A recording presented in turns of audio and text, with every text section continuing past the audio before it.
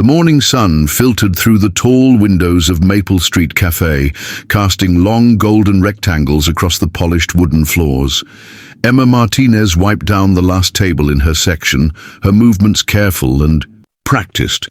The breakfast rush had ended, leaving behind the gentle hum of conversation and the soft clinking of coffee cups. Emma had been working at the cafe for 3 months now, ever since she moved to the city to care for her grandmother. The pay wasn't much, but it was honest work, and she needed every dollar she could earn. Her grandmother's medical bills seemed to grow larger each week, and Emma's small savings account was nearly empty. She tucked a strand of blonde hair behind her ear and smoothed her black and white uniform. The cafe had a classic feel, with its exposed brick walls, hanging pendant lights, and sturdy wooden furniture. It was the kind of place where business people grabbed their morning coffee and students spent hours studying over a single cup of tea. At table 12, a man in an expensive suit sat alone, typing on his laptop. Emma had served him coffee and a croissant an hour ago. He was probably in his early 40s, with graying temples and the kind of confidence that came from success. She had noticed his watch. It looked like it cost more than she made in 6 months. The man's name was Richard Sterling. Though Emma didn't know this, what she also didn't know was that Richard owned a chain of restaurants across the state and was considering opening a new location in this very neighborhood. He had been quietly observing the cafe for weeks, watching how the staff treated customers, how they handled busy periods, and how they conducted themselves when they thought no one was looking.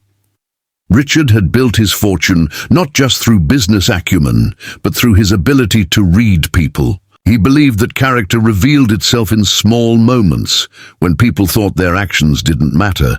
Today, he had decided to conduct a little test.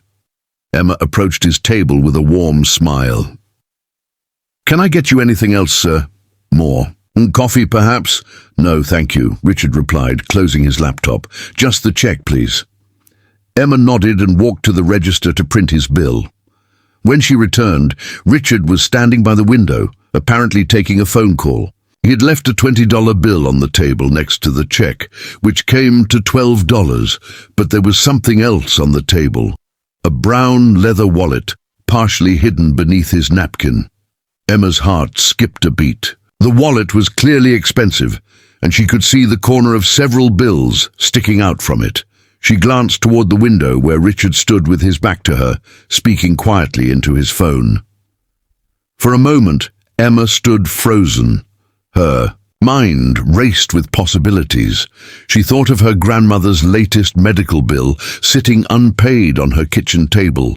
She thought of the notice from her landlord about the rent that would be due next week. The wallet probably contained more money than she made in a month, but then she thought of her grandmother's voice, gentle but firm, teaching her as a child that honesty was more valuable than money. "Mija," her grandmother used to say, "your reputation is the only thing that truly belongs to you. Guard it carefully." Emma picked up the wallet without hesitation and walked over to the window. She tapped Richard gently on the shoulder. "Excuse me, sir," she said softly. "You left your wallet on the table." Richard turned, his expression unreadable. For a moment he simply looked at Emma, studying her face. Then, slowly, a smile spread across his features. "Thank you," he said, taking the wallet from her hands. "That was very honest of you." Emma felt her cheeks warm slightly. "Of course. I hope you didn't lose anything important." "No," Richard said, tucking the wallet into his jacket pocket. "Everything important is still here." He returned to the table to collect his things. Emma began clearing the dishes, expecting him to leave, like any other customer. Instead, Richard lingered. "Emma," he said, reading her name tag. "How long have you been working here?" 3 months, she replied, surprised by his interest. "Do you enjoy it?" Emma paused, considering her answer. "I do. The people are nice, and I like helping customers. It's not what I plan to do long term, but right now, it's what I need." Richard nodded thoughtfully. "What did you plan to do long term?" "I studied business management in college," Emma said, continuing to wipe down the table. "I always dreamed of running my own restaurant someday, but life has a way of changing your plans." "Indeed it does," Richard agreed. He pulled out a business card from his wallet, the same wallet Emma had just returned to him. "I'm Richard Sterling.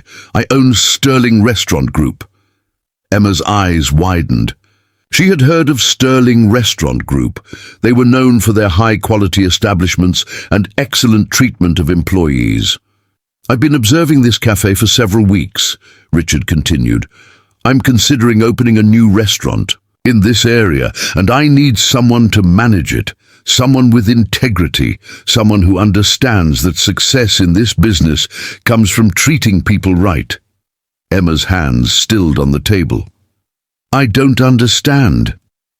"The wallet," Richard said. Gently, "it was a test. I've seen too many people make the wrong choice when they think no one is watching. But you didn't hesitate to do the right thing, even when it might have been difficult for you." Emma felt tears prick at her eyes. "You were testing me?" "I was," Richard admitted. "And you passed with flying colors. The question is, would you be interested in managing my new restaurant? The position comes with a substantial salary, health insurance, and performance bonuses." Emma sat down in the nearest chair, overwhelmed.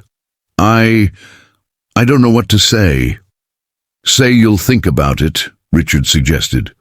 "Take your time. But I believe that people like you, people with character, are rare. And I'd rather work with someone I can trust than someone with years of experience but no integrity."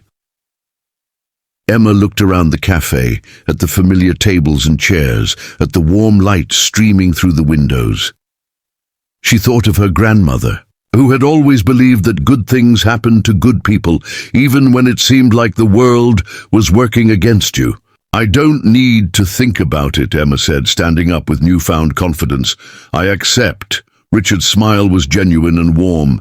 "Then let's go get you a real contract to sign." "And Emma?" "Yes, sir?" "You can call me Richard. We're going to be working together for a long time." As they walked out of Maple Street Cafe together, Emma felt like she was walking into a new chapter of her life. The test she didn't know she was taking had led to an opportunity she never could have imagined, and it all started with a simple choice to do the right thing when it mattered most. Behind them, the cafe continued its gentle rhythm, unaware that one small act of honesty had just changed everything.